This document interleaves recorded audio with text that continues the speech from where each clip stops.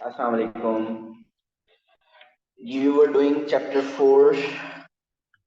We have done binomial expansion, binomial distribution, or in fact, we were discussing its past paper questions, queries जो आपकी problems थे वो discuss कर रहे थे. जी बताइए उस वर्कशीट में further problems.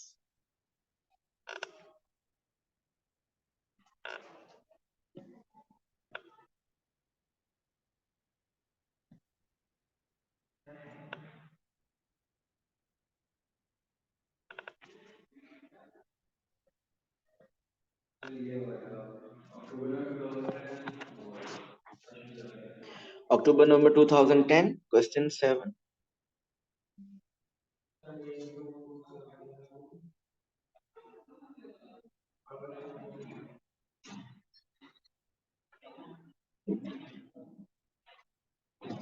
October November 2010.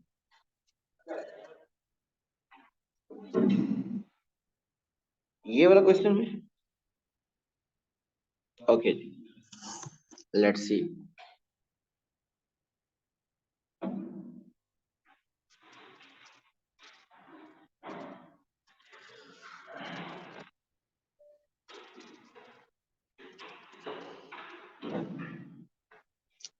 Okay जी, Sankit plays a game using a biased die, which is twice as likely to land on an even number as on an odd number. ये समझ रहे हैं अहमद? क्या कहा उसने? क्या होगी फिर प्रोबेबिलिटी? अच्छा देख नहीं रहे. So I'm repeating, it says Sankit plays a game using a biased die, which is twice as likely to land on an even number as on an odd number. So even की probability odd के comparatively double होगी. ठीक है? October November 2010 61. The probabilities for the three even numbers are all equal and the probabilities for the three odd numbers are all equal. Find the probability of throwing an odd number with this die. Find the probability of throwing an odd number with this die. Odd number की probability क्या होगी?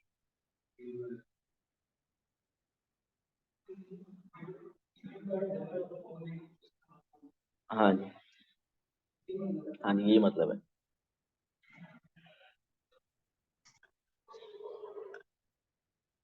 जी probability of odd बताइए क्या होगी?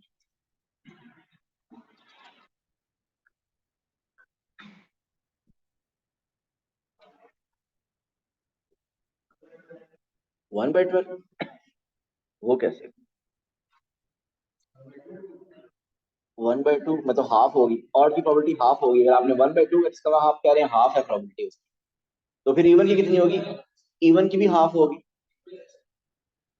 देखें आपको 1 3 5 1 की नहीं प्रोबेबिलिटी करनी, 3 की नहीं करनी, 5 की नहीं करनी, ऑड की करनी है. मीन 1 3 5 तीनों की प्रोबेबिलिटी बताएंगे.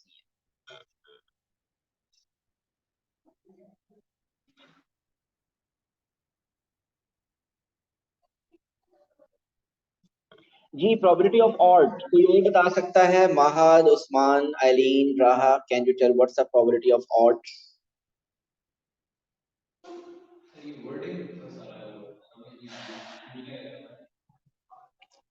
Yes, Eileen. Eileen will tell us. What's the probability of odd?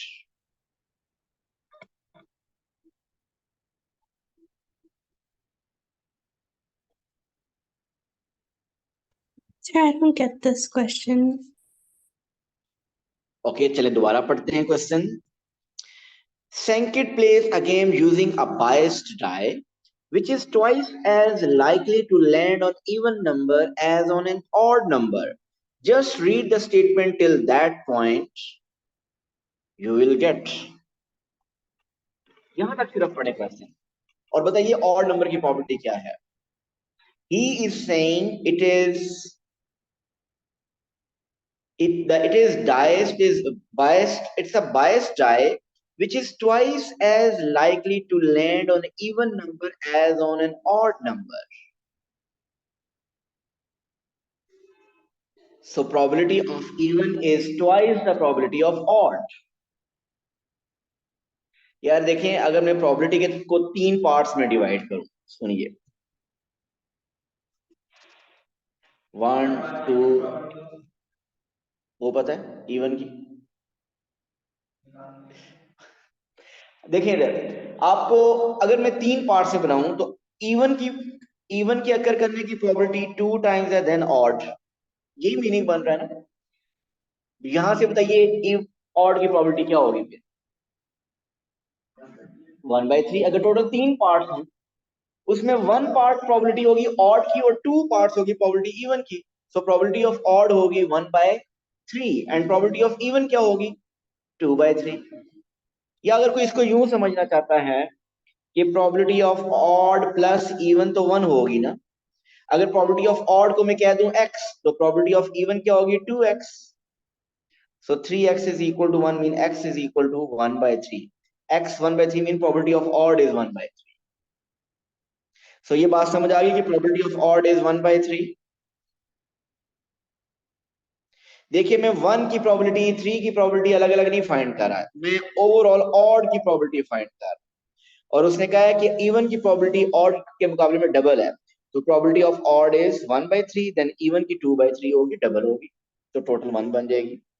This is part 1।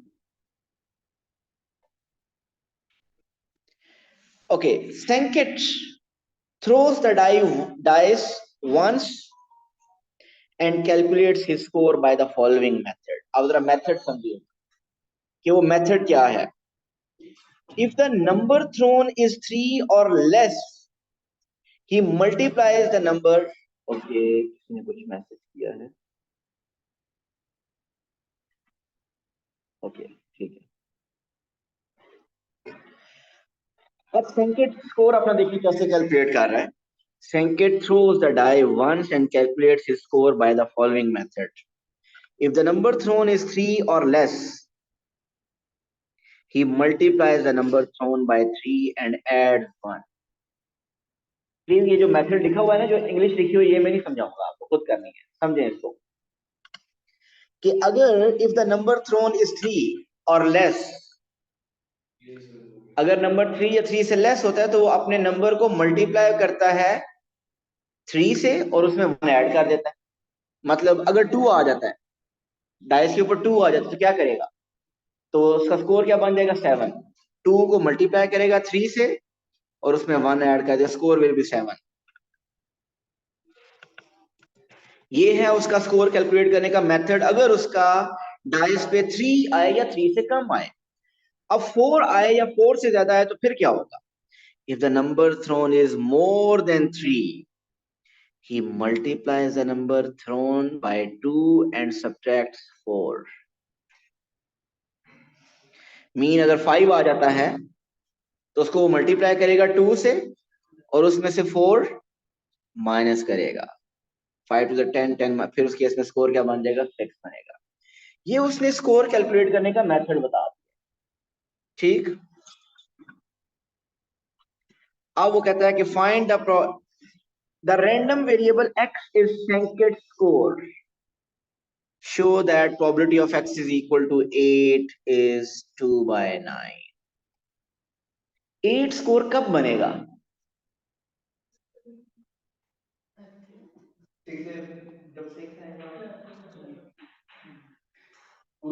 वैसे एक काम हमें वैसे आगे भी तो चाहिए। वैसे एक ऑप्शन ये है कि 1 आ जाए, 2 आ जाए, 3 आ जाए, 4 आ जाए, 5 आ जाए। ओके, 4 आ जाए, 5 आ जाए और 6 आ जाए। अगर 1 2 3 आया तो स्कोर क्या होगा, multiply by 3 plus 1 multiply by 3 plus 1 multiply by 3 plus 1।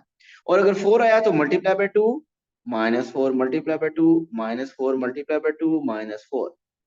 सो इधर से स्कोर अब क्या बन रहे हैं, स्कोर बन रहा है 3 4 7 10 4 6 8। सो एक ही केस है जिसमें 8 आ रहा है। सो आपको probability of x is equal to 8 find करनी है। So probability of x is equal to 8 find करने का मतलब आपको 6 की प्रोबेबिलिटी फाइंड करनी है कि डाइस के ऊपर 6 आएगा। अब जरा प्लीज सुनिएगा, 6 की प्रोबेबिलिटी क्या है? कोई बता सकता है 6 की प्रोबेबिलिटी क्या है? 1/9। वो कैसे? अच्छा, वो तो प्रूव करनी है, 2/9 में से आ रही है। जी मुझे ये बताइए, प्रोबेबिलिटी ऑफ ऑड हमने किया था 1/3। What's the probability of even? 2/3, ऐसा ही है। प्रोबेबिलिटी ऑफ इवन क्या है? 2/3। सो प्रोबेबिलिटी ऑफ इवन है 2/3। और फिर उसने ये बताया था कि हर, आगे ये इधर पढ़ें, the probabilities for the 3 even numbers are equal. अगर इवन, टोटल इवन की प्रोबेबिलिटी 2/3 है तो इवन नंबर कौन कौन से हैं? 2, 4 और 6। सो हर किसी की प्रोबेबिलिटी क्या होगी? हर एक की प्रोबेबिलिटी इक्वल होगी। सो हर एक की प्रोबेबिलिटी को आप फर्दर इस प्रोबेबिलिटी को 3 से डिवाइड कर देंगे। सो इस प्रोबेबिलिटी को आप फर्दर, अगर प्रोबेबिलिटी ऑफ, अगर आपने प्रोबेबिलिटी ऑफ 6 करनी है तो इवन की प्रोबेबिलिटी को फर्दर डिवाइड कर दें 3 से। तो टोटल इवन की प्रोबेबिलिटी 2/3 है, तो हर, मतलब 2 की प्रोबेबिलिटी क्या होगी? 2/3 को डिवाइड कर दें 3 से। 4 की भी 2/3 डिवाइड बाय 3, 6 की भी 2/3 डिवाइड बाय 3, तो 2/9 बन जाएगी। सो प्रोबेबिलिटी ऑफ 6 बेसिकली 2/9 बन रही है। So hence probability of x is equal to 8 is 2/9। क्या ये बात सबको समझ आई है कि probability of x is equal to 8 is 2/9? I'm sorry, could you explain that once again? Yes, again. Because you said you divided by 3, but you said okay, each of them have an individual probability of 2/3. Right? Yeah, wait, just.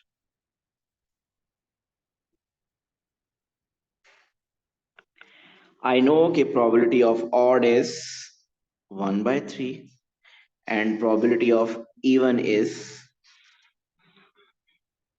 2/3, right? Odd mean the probability of 1, 3 or 5 is 1/3. Even mean probability of 2, 4 or 6 is 2/3. ऐसे ही है। अब आगे उसने ये कहा था कि ये तो कंप्लीट ऑड की प्रोबेबिलिटी है ना, 1, 3 और 5 की। 1 की प्रोबेबिलिटी अलग, 3 की प्रोबेबिलिटी अलग, 5 की प्रोबेबिलिटी अलग, वो तीनों इक्वल हैं। तो अगर आपको प्रोबेबिलिटी ऑफ 1 करनी है ना, तो इस 1/3 को 3 इक्वल पार्ट्स में डिवाइड कर देंगे। मीन 1/3 डिवाइडेड बाय 3 कर देंगे, it will be 1/9। So probability of 1 will be 1/9, probability of 3 will be 1/9, probability of 5 will also be 1/9। और अगर probability of 2 करनी हो यहां से, तो प्रोबेबिलिटी ऑफ 2 भी इस 2/3 को 3 पार्ट्स में डिवाइड कर देंगे। वो एक पार्ट 2 की आ जाएगी, फिर दूसरी 4 की आएगी, फिर 6 की आ जाएगी। सो 2/3 divided by 3 mean that will become 2/9। So probability of 2 is 2/9, probability of 4 is 2/9, probability of 6 is 2/9. So Raha, is that clear? Probability of 6 is 2/9. Yes, sir. Thank you.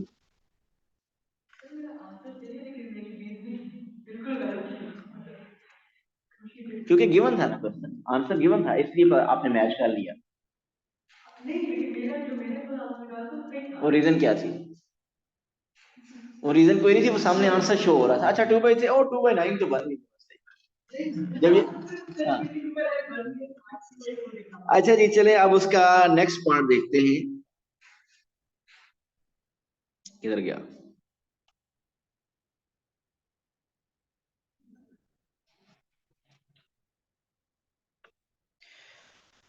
The table shows the probability distribution of x 4, 6, 7, 8, 9, 10। अभी थोड़ी देर पहले मैंने scores लिखे थे कि score हो सकता है आपका 1 आ जाए, 2 आ जाए, 3 आ जाए, 4 आ जाए, 5 ये स्कोर नहीं है, सॉरी, ये डाइस के ऊपर। अगर डाइस के ऊपर 1 आए, 1, 2, 3 आए तो मल्टीप्लाई बाय 3 करना है और plus 1 multiply by 3 plus 1 multiply by 3 plus 1। और अगर 4 आ जाए तो multiply by 2 minus 4 multiply by 2 minus 4 multiply by 2 minus 4। अब एंड पे स्कोर लिख लें, ये मैंने पहले भी लिखा था, दोबारा लिख लेते हैं।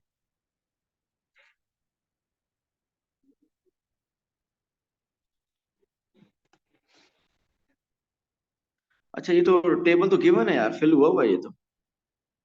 फिर मैं क्यों करने मैं तो इतनी मेहनत करके इसको टेबल कंप्लीट करने लगा था। वो टेबल तो कंप्लीट बना हुआ है। वैसे अगर खुद बनाना होता बना लेते आप लोग। चलिए हम खुद बनाते हैं इसका।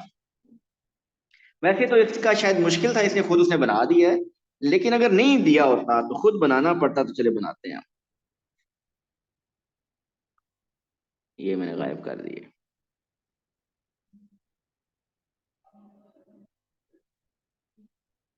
8 की तो हम कर चुके हैं ना खुद, बाकी वही करते हैं। चले जी, प्रोबेबिलिटी ऑफ, हम क्वेश्चन में फिर रिपीट करता हूँ, ये गिवन थी प्रोबेबिलिटी, बट हम खुद थोड़ी सी अपनी प्रैक्टिस करना चाह रहे हैं, मुश्किल क्वेश्चन को सॉल्व करना चाह रहे हैं। पहले आप मुझे बताइए, व्हाट्स द प्रोबेबिलिटी ऑफ 6? 6 की प्रोबेबिलिटी बताइए क्या है।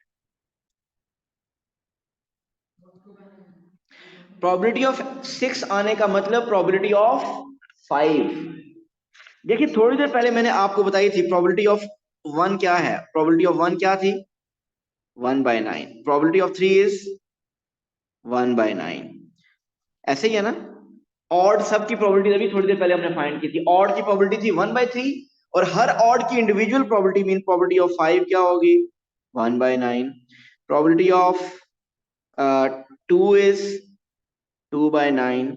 Probability of 4 is 2/9. Probability of 6 is 2/9. So tell me, what's the probability of x is equal to 6? X is equal to 6 का मीनिंग है you have to find the probability of 5. देखिए probability of 5 क्या है, ये समझ आई कासिम?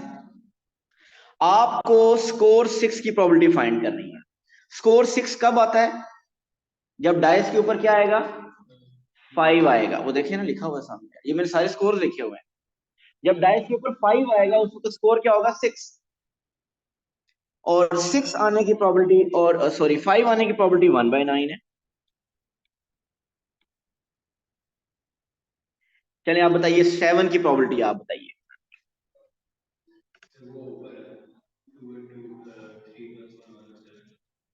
बताइए probability बताइए। Yes, 7 का मतलब 2 की प्रोबेबिलिटी। 7 का मतलब जब डाइस के ऊपर 2 आएगा, और 2 की प्रोबेबिलिटी क्या है? 2/9। 10 की प्रोबेबिलिटी बताइए।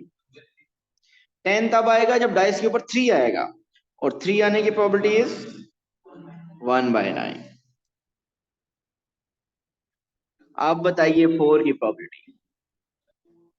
4 तो तब आता है जब 1 भी आए और 4 भी आए, तो 1 और 4 की प्रोबेबिलिटी ऐड कर रही है। सो 1 की प्रोबेबिलिटी और 4 की प्रोबेबिलिटी ऐड करनी है। सो 1/9 प्लस 2/9, 3/9। 3/9। वैसे ये अच्छा हो गया, ये उसने टेबल फिल करके दे दिया था। ये अगर फिल करना होता तो मुनीब हम तो गए थे फिर। लेकिन ये हमने खुद फिल कर दिया अभी आपको, और मैं वापस चलता हूँ क्वेश्चन की तरफ, कि अगर ये गिवन था क्वेश्चन तो फिर हम आगे क्या करते। थर्ड पार्ट अटेम्प्ट कीजिए। Third part is, given that e of x is equal to 58/9, find variance of x.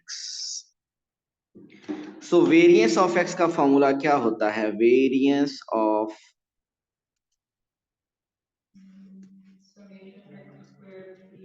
is equal to summation x square p minus expected value of x का square.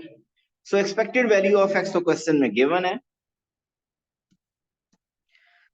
और वो क्या given है? -58/9 वो given है। हमें सिर्फ करना है समेशन x स्क्वायर p। सो यहाँ पे एक कॉलम बनाना है जिसमें x स्क्वायर p लिखना है। x स्क्वायर p मीन हर x की वैल्यू का स्क्वायर लें और उसको p से मल्टीप्लाई करें। मुनी बताइए फर्स्ट कॉलम में क्या आएगा? 4 स्क्वायर 9, 9 टाइम्स 3/9, 9 टाइम्स 3/9 क्या बनेगा?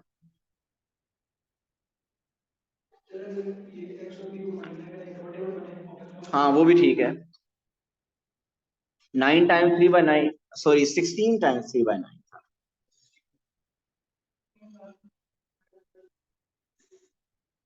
16/3। 6 स्क्वायर 36, 36/9। चलो मैं एज इट इज लिख रहा हूँ, सिंप्लीफाई नहीं कर रहा। 7 square 49, 49 times 2 98/9। 8 square 64, 64 times 2 128/9। 10 square 100, 100/9। ये बताइए इन सब का सम क्या आ रहा है? 410/9। सो आप लिख लेंगे 410/9। सो अब आप इसकी कैलकुलेशन कर लें, you will get the variance 4.2,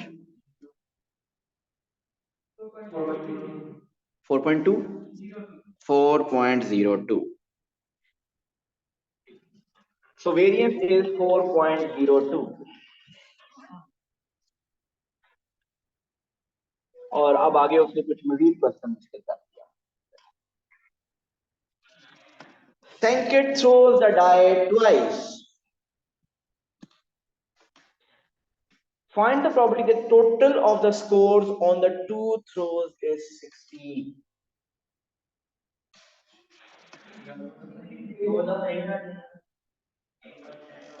total of the scores is 16। उन स्कोर्स का सम 16 बने। देखिए हमारे स्कोर्स ये लिखे हुए हैं 4, 6, 7, 8, 10, यही है ना स्कोर्स। आप बताइए स्कोर 16 कब बनेगा? ऑप्शन लिखते हैं कि एक दफा 4 आ जाए और दूसरी दफा स्कोर क्या बने? नहीं 4 नहीं, एक दफा 6 आ जाए, 6 and 10, एक दफा ये, और 8 and 8। कोई और भी है पॉसिबिलिटी?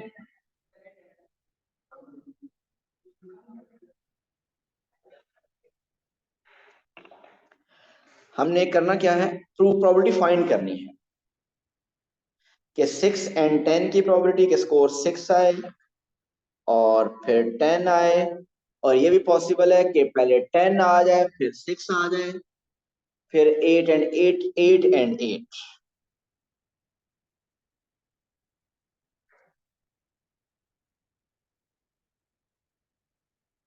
8 and 8 आपका कैसे बन, चले 6 and 10 की पहले करते हैं। 6 and 10 की प्रोबेबिलिटी क्या है? 6 आने की प्रोबेबिलिटी देखिए 1/9,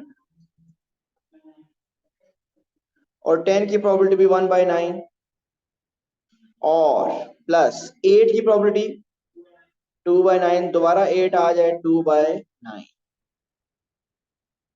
अब मुझे जरा ये बताइए 6 आने की प्रोबेबिलिटी जो थी, जो कि हमने 1/9 लिखी थी, आपके पास पीछे डाटा अगर हो, 6 कब आता है? जब जब 5 आए थे।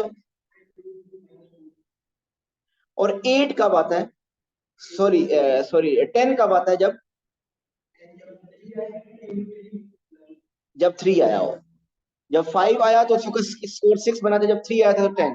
तो ऐसा ही पॉसिबल है कि डाइस पे का एक दफा 3 आ जाए, दूसरी दफा 5 आ जाए।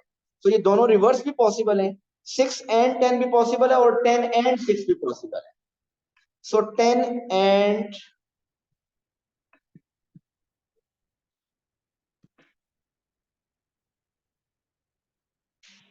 6 भी पॉसिबल है। तो उसके लिए प्रोबेबिलिटीज क्या लिखेंगे, वही दोबारा 1/9 इंटू 1/9।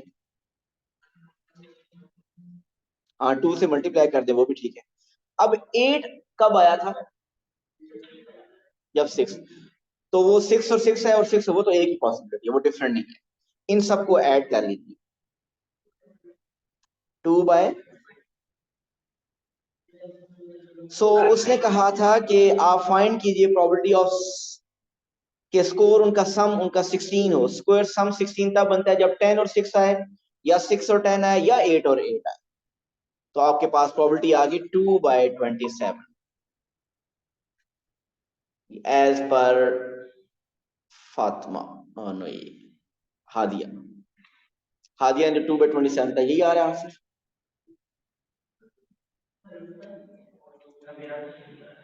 यही आ रहा है, ये नहीं आ रहा।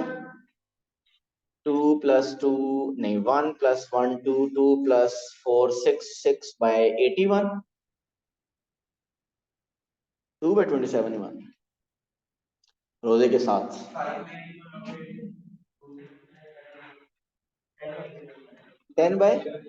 2/27 आ रहा है। आप इफ्तारी के बाद दोबारा कैलकुलेशन कीजिएगा। ओके जी 2/27 हो गया। अब इसका जरा नेक्स्ट पार्ट देखते हैं। Next part, given that the total of the score on the two throws is 16, find the probability that the scores on the first throw was 6. Conditional probability आ गई है। सुनिएगा, कंडीशनल प्रोबेबिलिटी का formula बनाने लगा मैं। प्रोबेबिलिटी फाइंड, गिवन क्या है कि टोटल स्कोर 16 है। टोटल स्कोर 16 है जो भी हमने किया है। एक मिनट ठहर ऐसा। Given that the total of the score is 16, find करनी है probability that first is first 6 को कैसे लिखूं? फर्स्ट 6 ये बना। फाइंड करनी है probability that first score is 6 given that the total score is 16 is equal to probability of first 6 and total 16 over probability of total 16। ये टोटल 16 लिखते हैं। अब प्रोबेबिलिटी ऑफ टोटल 16 अभी हमने किया है न्यूमरेटर में, वो भी पार्ट 2 में किया है। वो क्या था? 2/27। अब वो जो ऊपर आपने लिखनी, वो जो टोटल 16 की प्रोबेबिलिटी लिखी थी वो ऐसे लिखी थी आपने, 6 एंड 10 आ जाए एक ऑप्शन। दूसरी ऑप्शन क्या? 6, दूसरी ऑप्शन क्या थी? 10 एंड 6 आ जाए। तीसरी ऑप्शन क्या थी? 8 एंड 8। सो इनमें से वो जिसमें फर्स्ट 6 आए और टोटल 16 बने, वो यही थी। फर्स्ट 6 और टोटल 10 बने, फर्स्ट 6 और टोटल 16 बने। So first 6 or total 16, first 6 mean 1/9 into 10 की probability is 1/, so 2/81, sorry 1/81, so 1/81 divided by 2/27, 1/6। बहुत अच्छा क्वेश्चन था।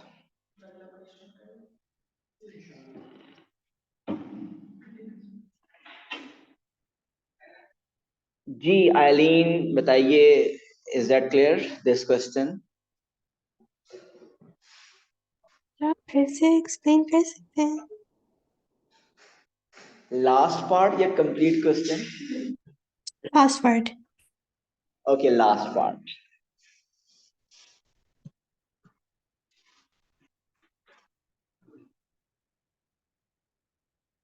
Okay, I'm doing last part again.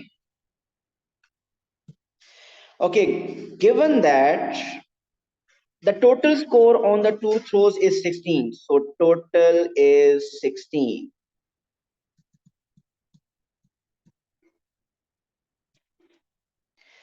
Find the probability that the score on the first throw is 6.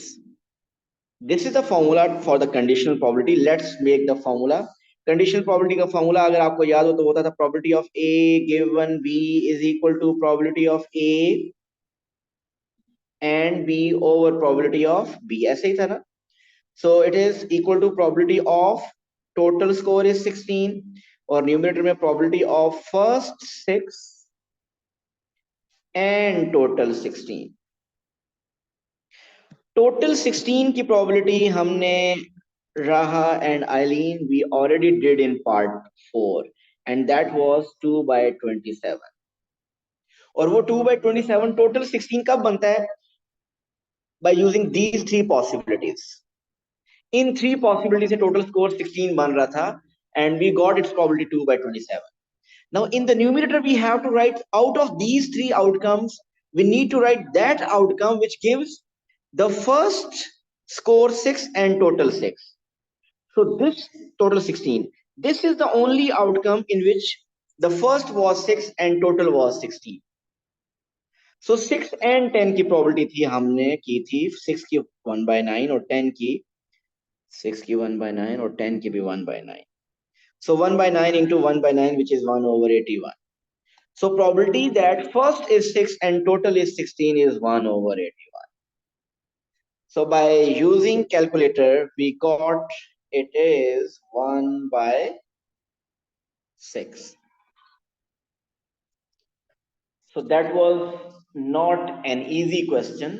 एक अच्छा question था जिसमें उसने अगर देखा जाए तो प्रोबेबिलिटी तो इन्वॉल्व की है, मीन प्रोबेबिलिटी डिस्ट्रीब्यूशन इन्वॉल्व की है, लेकिन प्रोबेबिलिटी इटसेल्फ थोड़ी सी कॉम्प्लिकेटेड दी है, वो भी चैप्टर 2 भी अच्छा खासा इन्वॉल्व किया, कंडीशनल प्रोबेबिलिटी भी इन्वॉल्व है।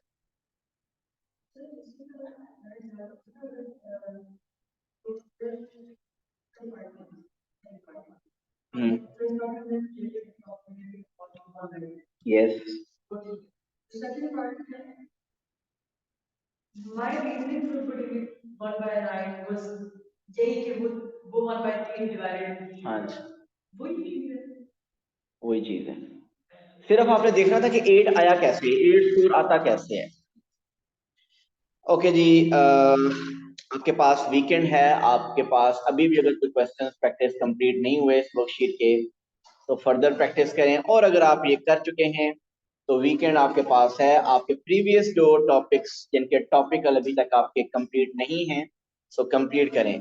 देखिए बाय 1 अप्रैल आपके वर्कशीट्स जो मैंने दी हुई है वो और आपके पास जो टॉपिकल पास पेपर हैं वो कंप्लीट हो जाने चाहिए, क्योंकि चांसेस यही हैं कि हम 1 अप्रैल से ईयरली पास पेपर की प्रैक्टिस करेंगे और मैं डेली बेसिस के आपको एक ईयरली पेपर दिया करूंगा, आप वो अटेम्प्ट करके आया करेंगे और यहाँ पे हम उसको डिस्कस किया करेंगे।